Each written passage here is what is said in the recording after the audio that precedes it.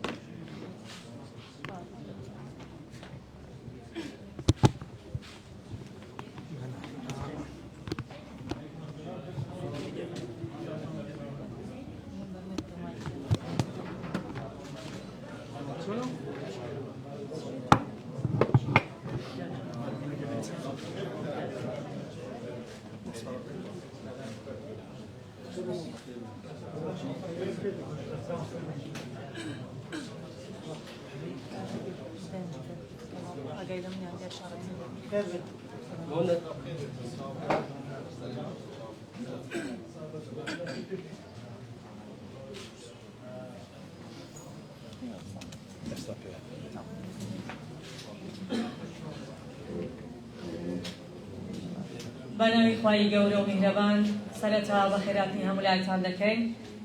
میوانانی بەڕێز بەر لە دەستپێک داوەتان لێ دەکەن خولەکێک وەستن بۆ ڕێزگرتن لە گیانی پاکی شەهیدان.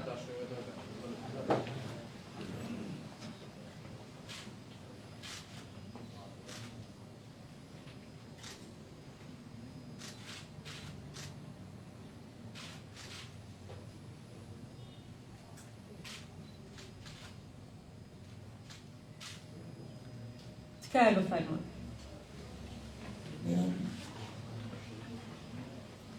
بەناوی دەستەی کارگەڕی نەخۆشخانەی هێلاوی تایبەت بە خێراتنی تەواوی میوانانی بەڕێز دەکەین. بەڕێز دکتۆر ڕێبوار بابکەی بەرپرسی لە قەیدەی پارتی لە سۆران، بەڕێز دکتۆر کامەران مەلا بەڕێوەبەری گشتی تەندروستی سۆران، بەڕێز دلڤان عومەر بەڕێوەبەری گشتی و بەرهێنانی سۆران، بەڕێز فەرماندا حەسەن حەدۆ، بەڕێزان کەس و کاری شەهیدان، میوانانی بەڕێز دووبارە زۆر بەخێربێن سەر و سەرچاومان. مەبەست لەو کۆبوونەوەیە کردنەوەی ئەو نەخۆشخانەیە کە زانیاریەکان لای بەڕێز دکتۆر کامەرانە بەڕێوەبەری گشتی تەندروستی سۆران، بۆیە داوای لێ دەکەین بفەرمێت بۆ پێشکەشکردنی وتارەکەی.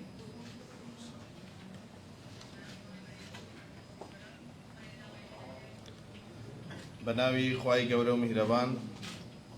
بەڕێزان کەس و کاری سەربەرزی شەهیدان، بەڕێز دکتۆر ڕێبوار بابکەی بەرپرسی لە قیدەی پارتی دیموکراتی کوردستان، بەڕێزان بەڕێوەبەرانی گشتی و فەرماندەکانی سەربازی و بەرپرسانی حزبی و حکومی لە ئیدارەی سەربەخۆی سۆران بەخێربێن سەر و سەرچاو. دیارە هاوڵاتیان و دانیشتوانی ئیدارەی سەربەخۆی سۆران بە حکمی مێژوو و شوێنی جوگرافیا و هەروەها مەردایەتیان لە شۆڕشەیەک لە دوایەکەکانی کورد و کوردستاندا خاوەنی هەزاران شەهید، خاوەنی هەزاران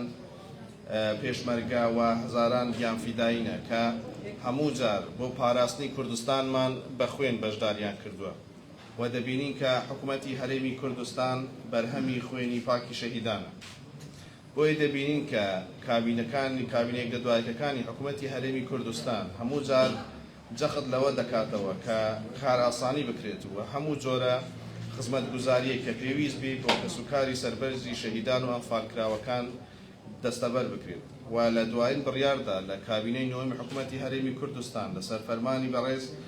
مەسرور بارزانی سەرۆکی ئەنجومەنی وەزیران بڕیاردرا کە لێخۆشبوونی 100% بۆ هەموو نەشتەرگەری و چارەسەریەکانی پزیشکی لە نەخۆشخانەکانی حکومی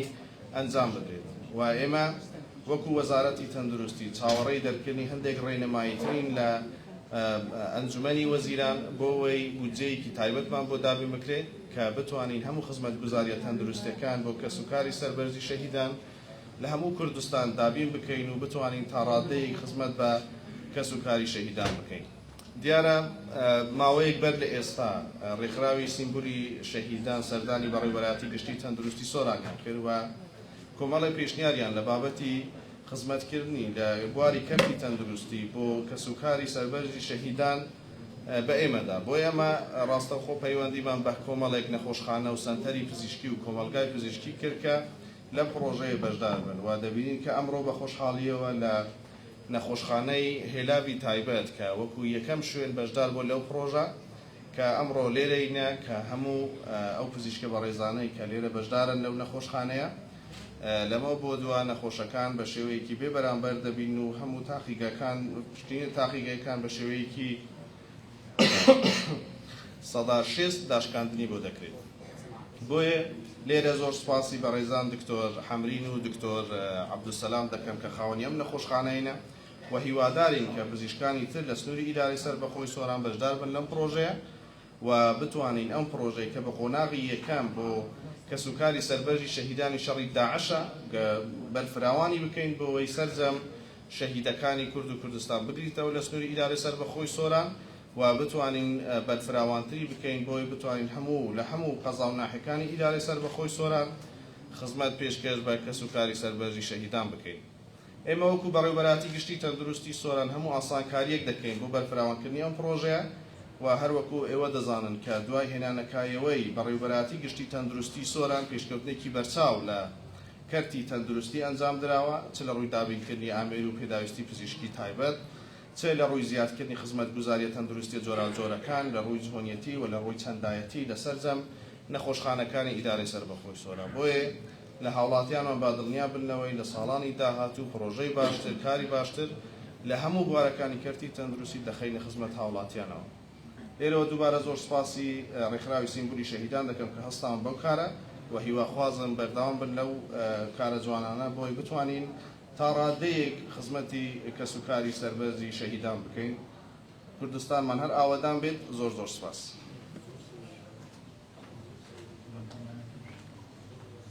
زۆر سپاس بۆ بەڕێز دکتۆر کامەران. بەڕێزانم ئامادەبوانی خۆشەویست سەرنجتان دەخەینە سەر چەند دیمەنێک کە لەلایەن ڕێکخراوی سیمبولی شەهیدانەوە ئامادەکراوە با لەگەڵ یەک بینەری بین.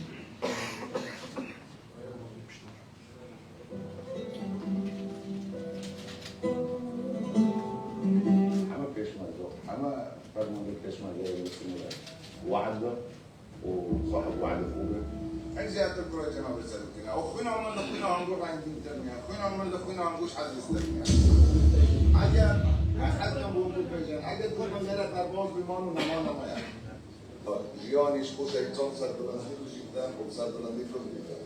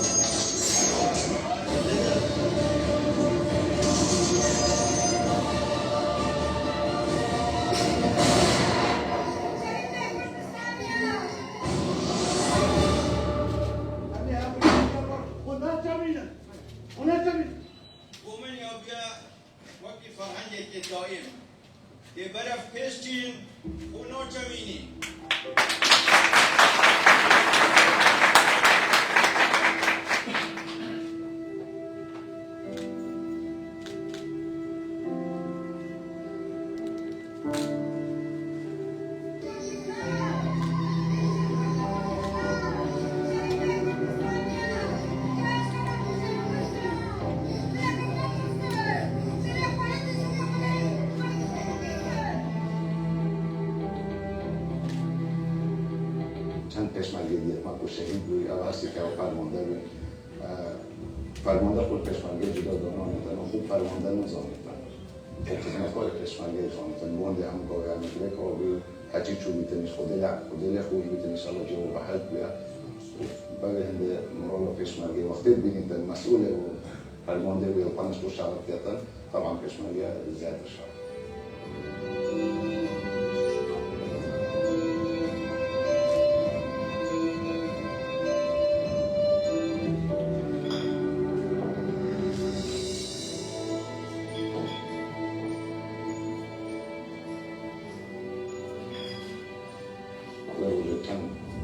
پێشمەرگە شەهید بوون چەند فەرمانده قەهرمان شەهید بوو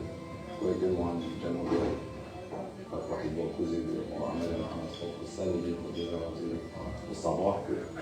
دكتور جناب سرد بارزاني ونفجيني جد نفجيني قلب برا جناب سرد بارزاني من يمدى بون سنگر و خانده کادا وقت بهش کردم که پشمرگه حاضر بود پشمرچون کرد بس اول که من گفتم من نمیتونم هم شراب بکنم هم شراب خوردین اما باز بدگیری کرد او پشمرگه بسن ولای من يقول لي بابا هو اصلا اگر نه تو مادر باور ما بکنم مادر بکنم قصه يعني والله من عنده سبب بتشنجي حكومة زونيك وحكومة العراق الجيش العراقي والد كوباطي زونيك وبيتنا كل خيانات اللي عجبنا أو كنا أصلا شبكة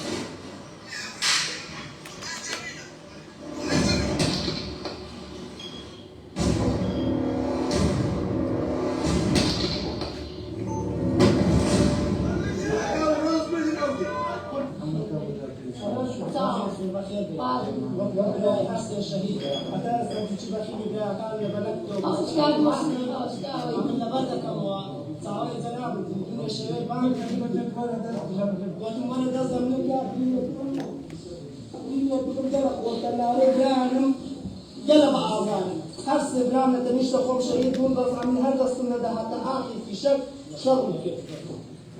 برامة تنشت همون بقربان سروش أما حرس برامة الله سيو داكيد خوب تنزي داكيد كم آماده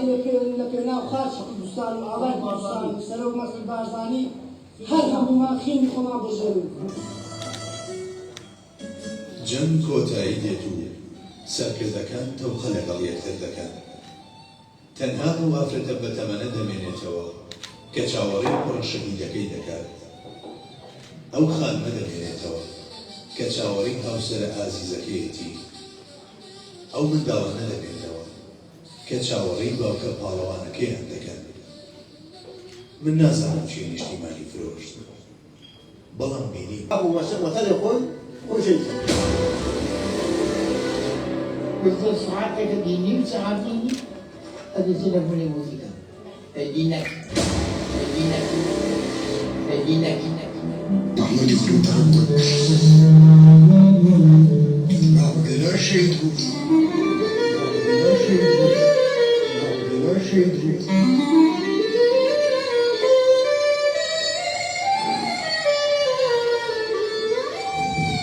تلفوني وقت جماعتي يقول كم بيعرف كل شيء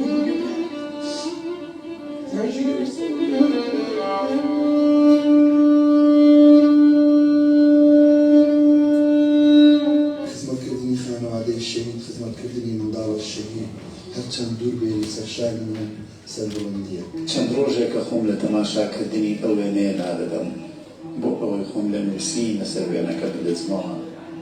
ئەو وێنە جارێکبڕە سەدان جار گریاندومی دڵنیاشم کەی ویژدانی هەریکێک لە ئێوەشی هەشاندووە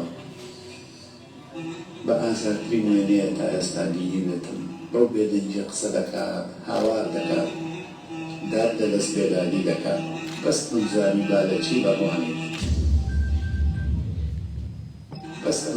بالەچی بەڕوانیت هەواڵی سایتی دەرەوە لە ڕۆژنامەکانی دەرەوە بەرکو لە ئەمریکا پێویستی ئەو بابەتە بووم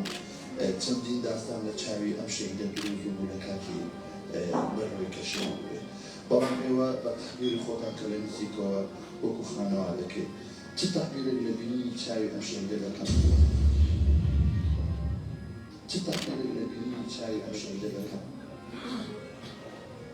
تعبير اللوي أكينا وتنها أكخمي عائلكي خوي ببين خو خمي مني خوينا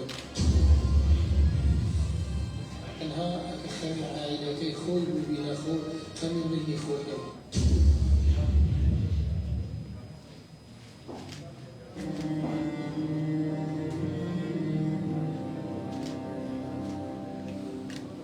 شهيدي فرمانده مغديد محمد علي حاجي ناسراو بمغديد هجي ليكي حوتي 1969 لشاري هولر لخانواديكي شورشگير و كرتفرور لدايك بوا خويندني سرطاي و ناوندي لهولر تواو كردوا لصالي 2006 بە بڕیاری جەنابی سەرۆک بارزانی بۆتە فەرماندەی هێزی دوی سوپای زێرەبانی لە خەباتی پارتایەتیدا نمونەی کادیری دڵسۆز و خۆبردەیی بووە و سەرکەوتوانە بەشداری لە دوو خولی پێگەیاندنی کادیراندا کردووە. لە ژیانی سەربازی خۆیدا هەموو پلەکانی سەربازی یەک بە دوای یەکدا بڕیوە تاوەکو بلەی عەمید. بەر لە شەهیدبوونی مەغدید هەرکی قوتابی قۆناغی یەکەمی بەشی کارگێڕی و یاسا بوو لە زانکۆی لوبنانی فەڕەنسی. وەک پیشەی هەمیشەی خۆی بۆ بەرگریکردن لە خاکی پیرۆزی کوردستان لە بەرامبەر دڵندەکردین هێزی تروریستە تاریکپەرستی داعش و بەرزهێشتنەوەی ئاڵای پیرۆزی کوردستان لەگەڵ پۆلێک لە قارەمانی گەلەکەمان ڕۆژی 16/12/2015 لە چیای زەرتک گیانی خۆی کردە قوربانی کورد و کوردستان و لە ڕۆژی ئاڵای پیرۆزی کوردستانیش بە خاک سپێردرا. شەیدی تەنها شەیدی ئەو بنەمارەیە نییە، یانی وەحشیەتی نییە.